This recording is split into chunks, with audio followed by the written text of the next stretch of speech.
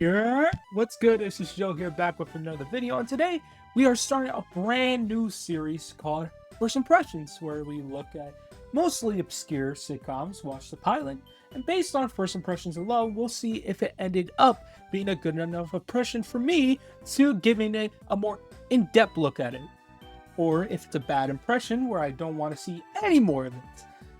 Or in this case, first impression, which coincidentally is also what people call me when they see me out in public. But that's something that I should not really be. You know what? Not the point. The point is, today we'll be looking at the Steven Weber-led must-see TV show. And no, it is not Wings. I know what you're thinking. It is not Wings. It's instead the 2000 sitcom that he had, simply titled Cursed. Hold it right there. Stop. What are you doing? Whoa, hey, you're the 1986 to 2011 NBC logo in a suit. What are you doing here? I'm here to correct. Wait, what did you call me again? Well, I mean, the later ones had a more glossier look compared to the one you possess, and I know you're not the current one because the current one does not have the white trim like you have on. So, based on that, I can assume that you're that one from the time period. Well, I thought you were gonna give me some like clever name or title, but instead, not only did you just name me the NBC logo, but also the exact time period it was on, and the differences between my time period and the later ones it came out in. Yeah, so? How neurodivergent are you? Oh, what kind of question is that? You know, I bet you were the type to really be into commercials and bumpers and pretty much everything around the TV channel except the actual shows. You seem like the type to be really scared of certain jingles and tunes as a kid. Hey, I had a nightmare about the Tobuscus subscribers outro song, and seeing what he's doing now, I consider a sign from up above. I'm just saying. You know what? I think I got it. I bet you were the type to look up different closing logo effects and watch a video titled The 2002 Disney Channel Original Logos in G minor with a sepia filter on it. Well, hey, that was very interesting to me as a kid. Can we please get back on topic here? Why are you here, NBC representative? Yeah, sorry. I was here to inform you that, well, the ratings aren't that great, so we at NBC decided to make a few last-minute changes to Curse. What changes? Well, we just think that the whole cursed element is the reason why the show is failing, so we decided to get rid of the creators and replace them, slowly make the premise weaker and weaker until it becomes non-existent, and then call it the Weber Show instead. Really? You're gonna give it the generic celebrity name sitcom treatment? Hey, it's proven to be money at all times. Drew Carey, Jerry Seinfeld, Roseanne Barr. You know what? I'll give you one more try. Try again. Bill Cosby. Yeah, get out. Get out. Man, I knew I should have said that. Go! God, maybe I'm the cursed one. Speaking of, let's take a look and give my first impressions of the 2000 sitcom Curse. Or Weber Show, whatever you want to call it. His fortune says I'm superstitious, but why else is all of this happening to me? Oops. Oh, I screwed it up. Created by Nat Bernstein and Mitchell Caitlin, who have both been credited as writers for the likes of Doogie Howser, and both of them were the former creators of another obscure CBS sitcom, The Gregory Hines Show. But this right here was going to be their biggest of breaks. They're going to get their own must-see TV show. Except there was already a problem, and that is that must-see TV was already dying. See, back in the 1990s, NBC was a big hit at the time. It was the biggest sitcom juggernaut at the time. Key phrase, at the time. However, as soon as the clock hit to the new millennium, and after we all stopped panicking because the Y2K bug was revealed to be blown out of proportion, the must-see TV lineup outside of Friends and Will and Grace wasn't that appealable anymore. Who knows why? Maybe it's because ABC and CBS were suddenly pulling hits like Who Wants to Be a Millionaire, Survivor, and CSI around the same time that must-see TV was airing. Maybe it was because drama and reality shows were becoming all the rage at the time, so not many people were tuning into sitcoms anymore. Maybe it's because people were tired of NBC's sitcom shtick of single guys or gals in a big city that they milked into death for years with shows like Suddenly Susan, Caroline in the City, and A Single Guy. Or maybe it was because the new sitcoms they were churning out around that time was not that great. I'm not talking just NBC here. 2000 was not a good year for new sitcoms. To put things into perspective, here's an actual TV Guide cover from around this time about the Fab Foursome, each the Big Four's biggest new sitcoms for that year. And they chose The Gina Davis Show, which lasted 22 episodes on ABC, The Michael Richards Show, which lasted 8 episodes on NBC, and was reportedly such a disaster during development that I'm shocked that Richards didn't say the thing he said at the Laugh Factory much earlier than that. Normal Ohio, which lasted 7 episodes on Fox, and Bet, which aired 16 out of the 18 episodes made on CBS, and which led to Bet's real hatred from Lindsay Lohan, and Miller herself says that the show was her biggest regret as recently as 2024. That should pretty much sum up how dire of a year 2001 sitcoms. You could say it was a cursed year. You know what, I'm gonna stop doing that shit fun. I've said no, because the word curse can describe how the production of the show was, because it was in hell. The show, which was meant to be a starring block for Steven Weber, who just came off of Wings 3 years prior, was supposed to be about Jack, played by Weber, who after a bad first date, which saw him try to turn down the woman, which would have been revealed to be related to Gypsy, cursed him with bad luck.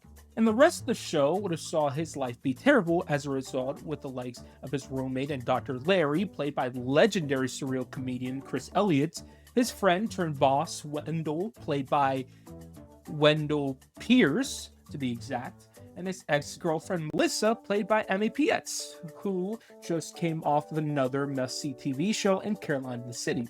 This on top of John O'Hurley doing a recurring role as Mr. Bill Ehrlich, makes this a very stacked show. And with an interesting premise to boot, I must say, seeing how the premise is described on top of the fact that the likes of Chris Elliott on the cast makes me think that this is probably going to be a more out there comedy than the others you saw on must-see TV at the time. And indeed, it has been said that it was going to include more supernatural, absurd elements to it, including a mob, a crazed security guard, and even a running gag of a clown. And there's an opportunity where they could have pulled this off well if Nat and Mitchell had the chance to. Another key word, had. After the first 3 episodes got filmed and the pilots got shown off to journalists, the reactions was very mixed. It was not terrible, as many of the reviewers pointed out, but it definitely could have used some final improvements. However, to NBC, this was a massive death blow, as they were already getting shaky about the whole idea of curse. Nat Bernstein went on to say the following. The response was, "We love the pilot, maybe we should get rid of the curse. The fact of the matter is that from the very beginning, there's many opinions and many cooks, and there are many things that people would have liked to have seen. It was a very difficult process." Which really makes me wonder, why would they even greenlit it if they weren't entirely confident in it?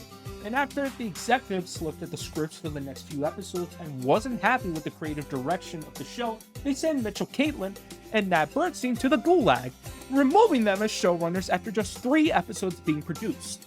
The president of NBC Entertainment at the time, Garth Antier, had this to say. They kept reading scripts hoping they'd get better. It was a little too broad and a little too silly. It had to be smarter and more character-driven to fit in with our Thursday night. So now, with the main showrunners gone, they had to start over. NBC already had someone in mind to fill their shoes, in the form of former Friends writer Adam Chase, who was reportedly approached by Garth during a post-Emmy celebration about doing the show. So thus, they brought him in. But they also brought another former Friends writer in the form of Ira Ungerleider, who just came off of his own created must-see TV show Jessie. No, not that Jesse. Yes, that Jesse. And once Chase and Ira got to production, they made their presence. They completely gutted the early batch of episodes and started all over again, even apparently reshooting the majority of the pilot with one consistent change, making the show less and less and less absurd. Nat and Mitchell had envisioned it to be an actual curse, but once Chase and Ira got involved, they tried to reduce it to be more metaphorically. Literally, that's what Ira said. You have to look at the curse more metaphorically. Everyone in life is cursed. It's just that life for him will be a little harder and hopefully funnier than it is for the rest of us.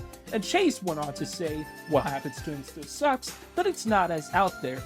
And it seems like as more and more episodes came along, the show started to move further and further away from its initial curse content, until around episode 6, where they just gutted it all together when they retitled the show from Curse to the Weber Show.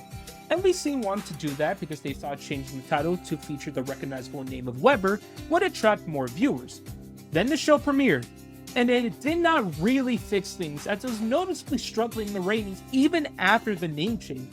So thus, after 15 episodes, which aired between October 26th of 2000 and April 26th of 2001, Curse, then later The Weber Show, was put out of its misery.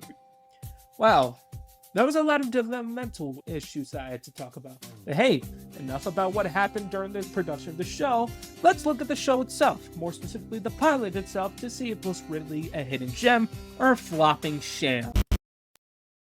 Well, after watching the pilot, I could safely say I agree with the initial journalists who watched the pilot. Not terrible by any means, but can use improvements. I do like the cast that's in there. Chris Elliott is especially a highlight for me. I love Chris Elliott's work, and I think he did well in this pilot. Steven Weber's a good enough lead for the pilot. Amy Pietz does a decent job, and Wendell Pierce was fine, even though I couldn't really get as attached as the other ones because he barely had a lot to show for the 2 scenes he was featured in. It's also very weird because you can tell they're trying to do some sort of blend between the old and new vision of the show. Like, it's not as absurd as what it seemed like it was originally going to be, but still has elements like the curse that was placed on the lady, that stays in. The incident with the clown that leads to a chase, that stays in. The other stuff, like the mob and the security guard, does not, though. And then in the final scene, it seems like they were trying to explain the curse as a metaphor for how people can't control anything and life is unpredictable, so take more risks. But, like, they still have the scene where he got cursed by the lady, so the tonal shift is very noticeable, especially if you know the context beforehand. The script itself is there also. Like, it's not unfunny. There are a few lines that are decent, but it's stuff that I've heard before in numerous sitcoms beforehand. And I think it's the cast delivery that makes those moments better overall. Overall, while the show isn't the worst by any stretch of the imagination, it's so generic in a lot of ways, but also feels like it doesn't have that much direction headed towards it, which is probably the result of changing up the showrunners midway through and making them do a different concept to what was envisioned by the original creators. I think that's the worst part, because I do think there could have been a lot of potential for Curse to work had they gone for a way more absurd with it. Think of the Drew Carey show, but before the show got like too absurd in the final 3 seasons. They were able to strike a perfect balance between absurdity and reality, and I could have saw this show as NBC's version of it. But NBC didn't want to take a chance on that, so scrapped the fundamentals of the show but still kept some of the elements in, but in doing so, it just left it as a disjointed, disconnected mess. And that's what I think of the pilot. Now, would I be inclined to watch more of the show if I had the chance? Unfortunately, I'm leaning towards no. It's generic in its dialogue and stories made even worse because it lacked a clear direction, because the clear direction they made, they took away immediately. And from what I heard, it just goes further and further away from there as the season goes on. So no, just for that, I would say that's unfortunately left a bad impression. But more than anything, first impression. Thank you all for watching this. I'm trying to be more consistent with my uploads, especially since it's summertime. Thank you so much for watching. I hope I'll see you next week with a brand new show to talk about. I bid you adieu.